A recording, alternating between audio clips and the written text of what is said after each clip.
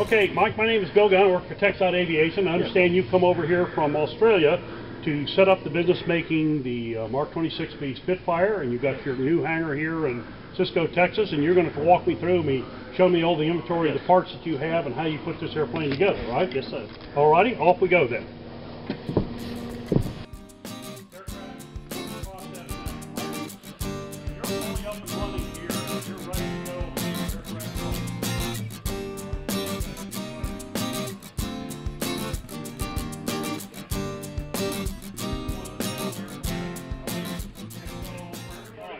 Here, Mike.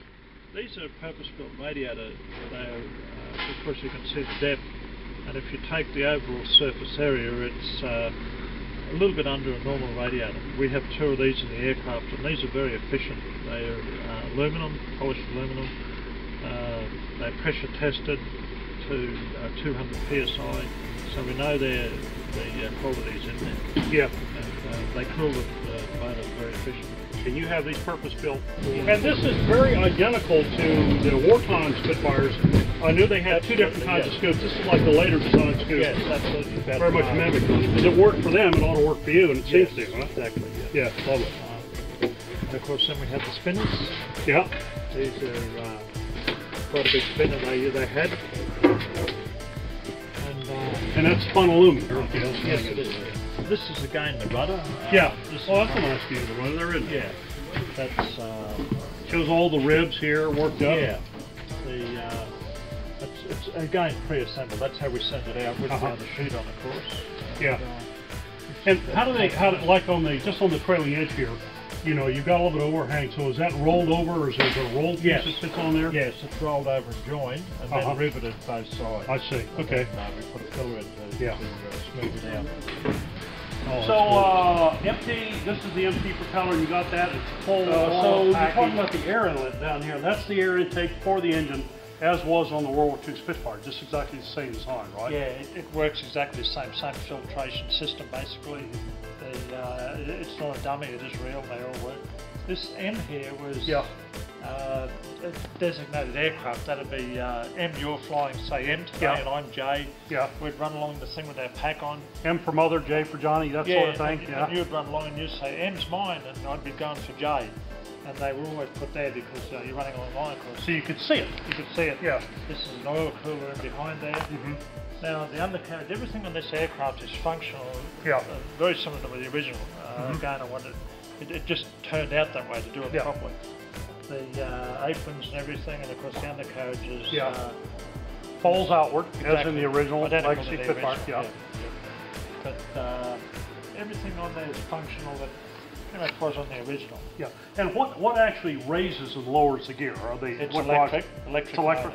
Yeah, it's a linear drive screw jack motor, and well, you said there's a gas tube on there, so that the actual their counterbalance, so the gear will go up and down just with almost no weight on there, and so the screw jack is just basically moving it, not having to pull it. The whole idea was to take the load off the system that was driving it to neutralise that load. Just in case there was a failure of some sort or a fault, can you get is there a way of getting the landing gear down, the undercarriage down in emergency? There's safety pins in there. You pull the pins out and it disconnects the engine, the motor, from the axle, and the going to come and drop down. And you flight tested all this and it does work? Yeah. Okay. Well, that's... Okay, Mike, well, the cockpit's always the business end for any pilot, so why don't you tell me a little bit about the office here for this Spitfire? Okay, this is a two-seater. They're all two-seaters. The second seat goes where the radio equipment went. And it's quite a roomy cockpit in there. Really, there's the Spitfire World War II was quite narrow in there, and now they've taken all the radio gear. There's quite a bit of room there for a second passenger. Well, it looks very roomy. Like it'd be very comfortable for long cross country or any kind of maneuvering flight or pleasure flight, whatever you want. I noticed that I've flown around and across Australia many times. Some very long distance flights. And quite comfortable? Yes. For long trips? Yes. Yeah, excellent. I see the control column mimics the oval grip of the Legacy Spitfire, the World War II Spitfire. And over on the far right side, the two levers sticking up, what's that over there? That's the undercarriage. That's for the retract of the undercarriage. You pull those back to activate the undercarriage. So the pilot has to switch hands, but I think the wartime Spitfire was similar. It had a chassis lever over there that, and so you pull those back and then the gear is raised electrically, is that right? Yes, yes. Yeah, okay. Again, very similar to what the original had, if you look in the original Spitfire. Yeah, and the cockpit layout, the instrument layout, looks very much like the Legacy Spitfire, very similar, which of course adds to the authenticity, because I would think people need to you know, if it's going to be a living bit of history, which it is, it needs to give them the feel and the tenor and the shape and the look and the smell of the Legacy Spitfire, which is exactly what this aircraft does. Yep. I mean, this is a Spitfire. This is a real aircraft. This is a Spitfire. Of course, having the name Supermarine and being basically given it by one of the original founders, I was very proud of that. Yeah. So again, I had to honour that name. Yeah. Okay. And just to think about this a little bit, Supermarine was the original company that did the Snyder Trophy racing aircraft. Absolutely. And R.J. Mitchell was the chief designer. Very small company in the south of England. Yes. And then they were bought out by Vickers, I understand, a large conglomerate. Joined hands, basically. Okay, joined hands. Yeah. And so it would then always referred to as the Vickers Supermarine. Yes. And you were able to tell me how you got the name Supermarine.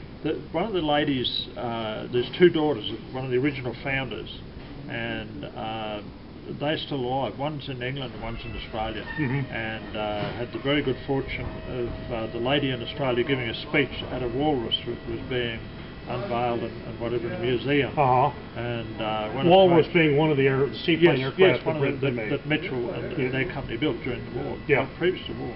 And anyway, she found out what I was doing and made quite an effort and gave a little speech on the whole lot and said her father would be absolutely thrilled to know that the name was now going to build Spitfires rather than cans or saucepans or something like that. Yeah. And she said it was quite an honour. Excellent. So really, you legally acquired the name and you legally hold the name Supermarine Aircraft. Absolutely. That's and tied to the aircraft, so the legacy lives on. That's the great thing about it, isn't it? Exactly. Okay. Oh, okay. Well, everything fits in here pretty nicely. Why don't you tell me a little bit, what kind of engine is it to start out with?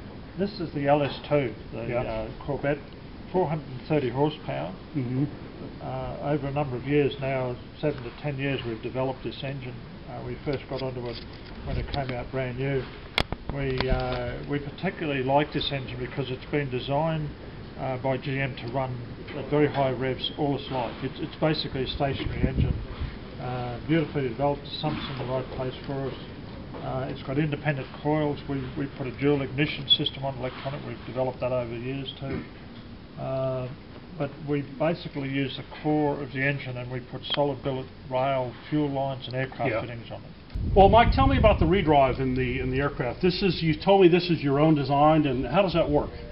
Yes, this is my own design. It's a belt drive. Yeah. And again, many years of research and development and testing. We've had the airframe anchored, and we put load cells and load test equipment on the redrive for pull out on the main shaft. Oh, really? And also break out on the housing.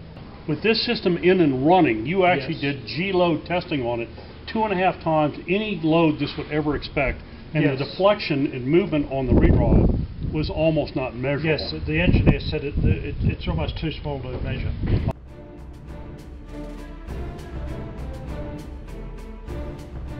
This is the Motec. This is the brain. This is what powers our engine. Okay, so this is the proprietary engine control unit made by Motec, and this was tested specifically for aviation for this engine, right? It is, yes. So, and this has got a double mode operation. So you've got for aircraft use. For aircraft use with a primary and a secondary backup with 2 pickups, and basically 8 independent coils, 8 independent ignition systems. So any single failure was not going to cause any problems. No, there's thousands of hours and hundreds of thousands of dollars invested. Yeah, and this was a lot of money and a lot of years of work to get this thing squared away, right?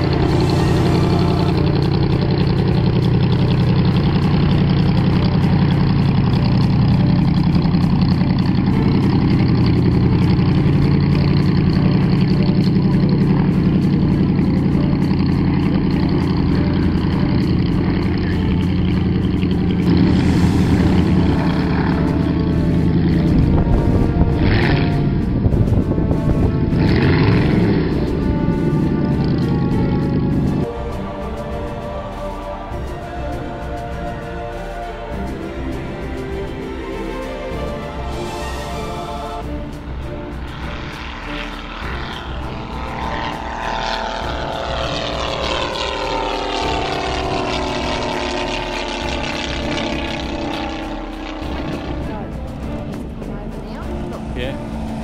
Follow it, follow it.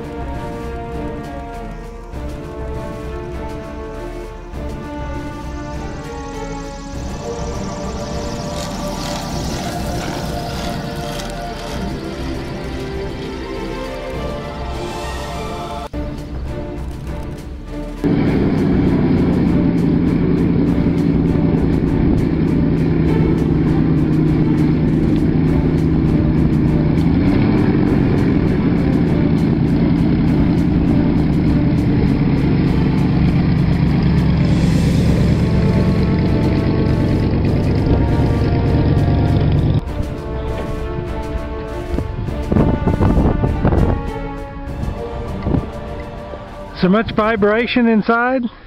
No, it's good.